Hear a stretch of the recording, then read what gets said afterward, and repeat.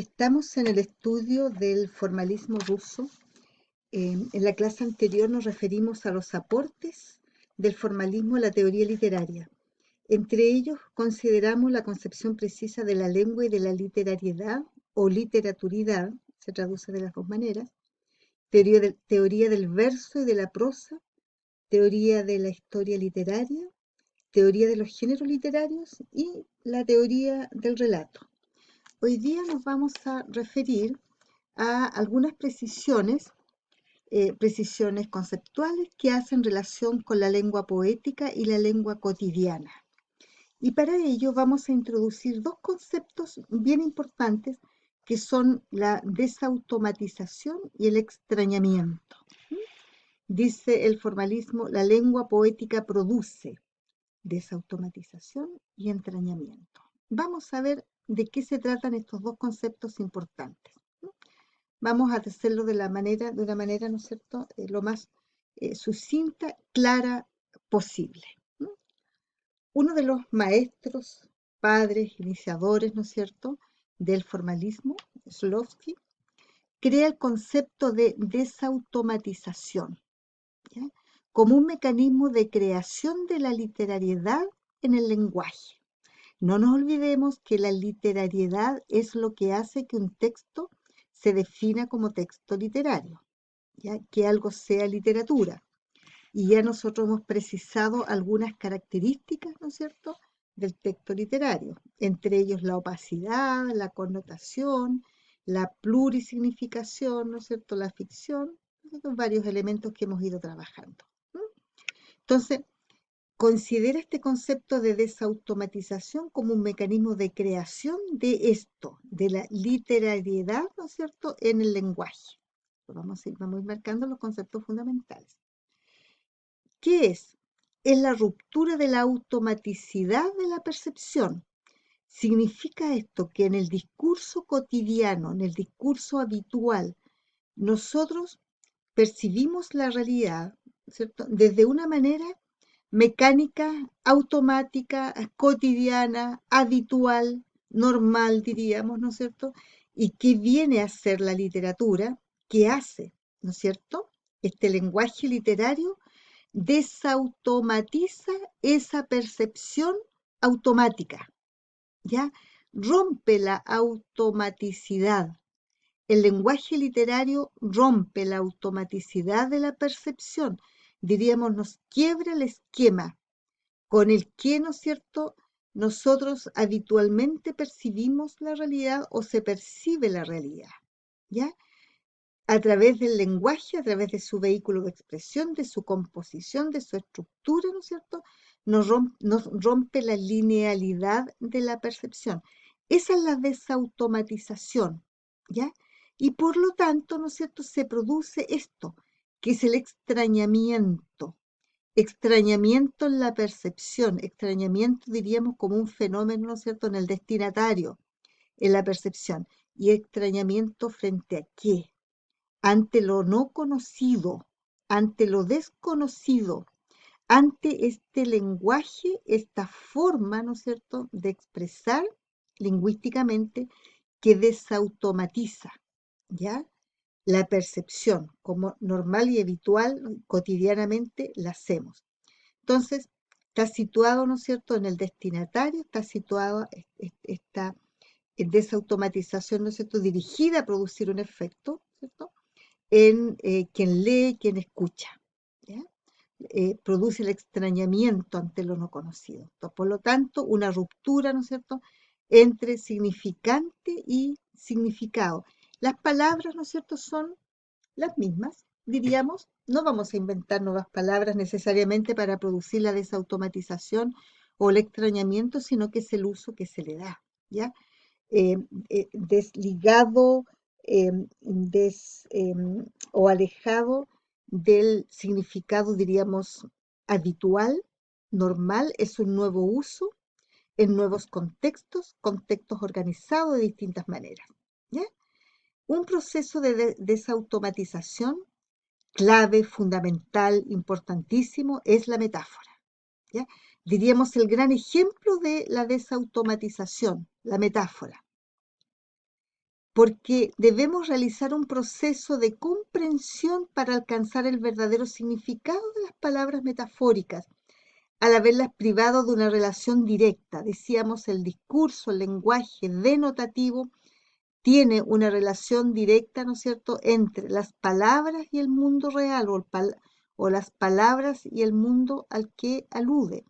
Hablábamos del discurso de las ciencias, del político, del de la historia, ¿no es cierto?, del periodismo, de la tecnología, etcétera. Un discurso denotativo, un lenguaje denotativo.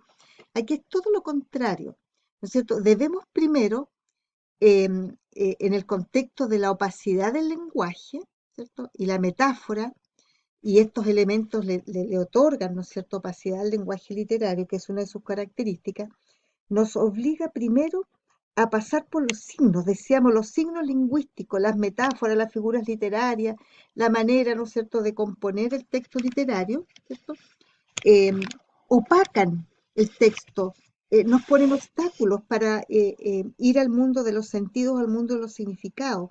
El entramado textual, decíamos, ¿no es cierto?, nos impide mirar hacia el fondo, nos impide mirar hacia abajo los sentidos, y para poder hacerlo primero tenemos que despejar aquello, ¿no es cierto?, que está en el entramado textual, las metáforas, los símbolos, las distintas figuras retóricas, ¿no es cierto?, la composición del texto.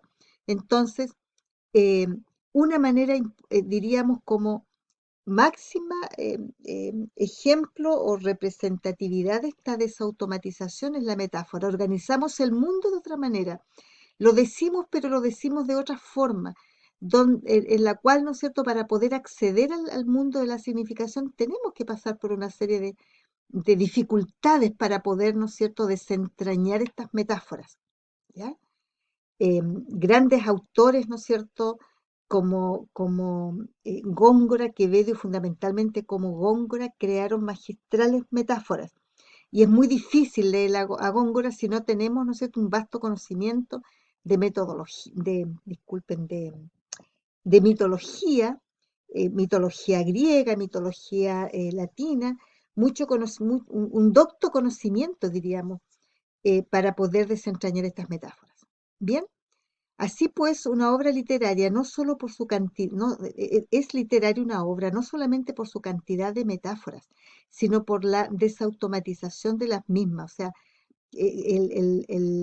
la obra literaria, ¿no es cierto?, al incorporarlas, ya está desautomatizando, ¿no es cierto?, el discurso, y al mismo tiempo contribuye a esa desautomatización, la define, ¿no es cierto? Buscar una manera de presentar las cosas como nunca vistas, eso es lo que hace la desautomatización. Nuevas, por eso hablamos, ¿no es cierto?, de obras que son originales, tremendamente originales.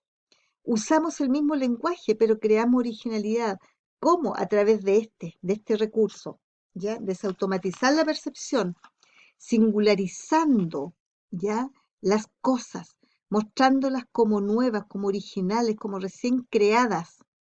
¿Bien?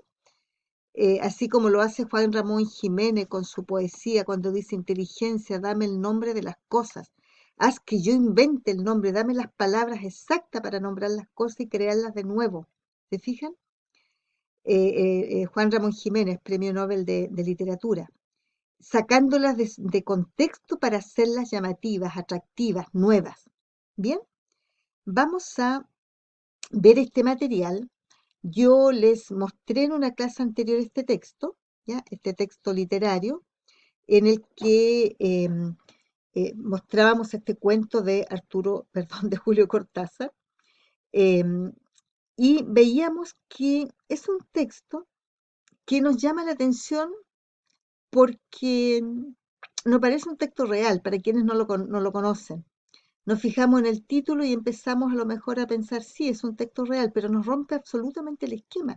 Todas estas son palabras conocidas, pero fíjense cómo desautomatiza la percepción. No podemos hacer una percepción automática, una percepción, ¿no es cierto?, lineal, pareja, una percepción conocida, sabida, aprendida. Cuando hicimos este ejercicio en una de las clases anteriores, algunos de ustedes dijo que había comenzado a ponerlas en orden lineal para poder entenderlas, o bien que cuando las puso en orden lineal y fue ordenando el texto, ¿no es cierto?, pudo comprender algo, pero llegamos a la conclusión que poner en orden lineal mataba el texto, dejaba de ser absolutamente texto literario y que el valor literario, la calidad de este texto, ¿no es cierto?, tiene que ver con justamente esta gran hipérbaton, esta tremenda, ¿no es cierto?, transposición de elementos gramaticales y podemos acceder a su significado a partir de ciertas claves, claves textuales, hablábamos de cañaveral, de cabos, de americanos, de órbita, y sabíamos a partir de allí, ¿no es cierto?, de qué trataba el texto. ¿Se fijan cómo se desautomatiza la percepción? Ahora, otros ejemplos, ¿no es cierto?, están dados, por ejemplo, por los microrelatos, un microcuento, ¿ya? No nos olvidemos que dijimos que las tendencias teóricas de la literatura, los estudios de la literatura y estos movimientos teóricos, el formalismo y el estructuralismo, iban de la mano, ¿no es cierto?, con los movimientos literarios, con las vanguardias. Entonces nos encontramos con este relato, el dinosaurio, que dice nada más que esto. Cuando despertó, el dinosaurio todavía estaba allí. No es más que eso, ¿ya? Augusto Monterroso, año 59. O bien acá, el cuento se llama El emigrante. ¿Y qué dice este cuento? ¿Olvida usted algo? Ojalá. Nada más que eso. ¿Se fijan cómo se desautomatiza la percepción y cómo se trabajan estos elementos? Bueno, precisiones entre lengua poética y lengua cotidiana del formalismo. El autotelismo va a ser un elemento importante, el valor de la palabra por sí, sin ser justificada a través de otro campo de estudio, ¿no es cierto? Otro campo de estudio. El aislamiento, la idea que la literatura o poesía hace parecer extraño lo que creemos, ¿no es cierto?, que conocemos, lo singulariza, decíamos, ¿no es cierto?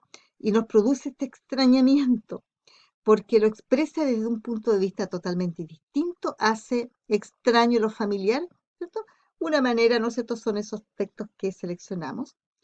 El lenguaje se usa de tal manera que nos hace ver como por primera vez lo que creíamos que conocíamos, ¿ya? Y así, cuando estudiemos los movimientos, cuando leamos poesía surrealista, poesía futurista, vamos a tener presentes estos conceptos. Bien. Dentro de sus funciones lingüísticas existe una que es la dominante. ¿Y cuál es esa, no es cierto? ¿Cierto? La función, ya lo aprendimos, ¿no es cierto? Lo sabemos de hace tiempo, la función poética. Bien, intransable, punto de partida y punto de llegada. Bien, entonces conocimos, ¿no es cierto?, un nuevo aporte que hace el formalismo a la literatura, ya en algunas precisiones que realiza en torno a la lengua poética y a la lengua cotidiana. Fundamentales, importantísimos, ¿no es cierto?, en una definición de literatura, en una definición conceptual de la literatura, fíjense, y que nos sirve igualmente para, bueno, decir qué es literatura y qué no es literatura. Discusión que hemos tenido en algún momento en nuestras clases, que han enriquecido nuestro trabajo. Y estos ejemplos que están aquí, ¿no es cierto?, nos apuntan aquello. Tenemos, ¿no es cierto?, además que decir que esta teoría no es, la teoría de los formalistas no es lo último ni lo único como la de los estructuralistas o cada una de la que vamos a ver. Todas, ¿no es cierto?, nos ayudan y nos apoyan en los estudios literarios, no al revés. No es la teoría antes, ¿no es cierto?, o el método antes de la obra, es primero la obra y después la teoría, después el método. Bien. Quedamos hasta aquí en esta explicación.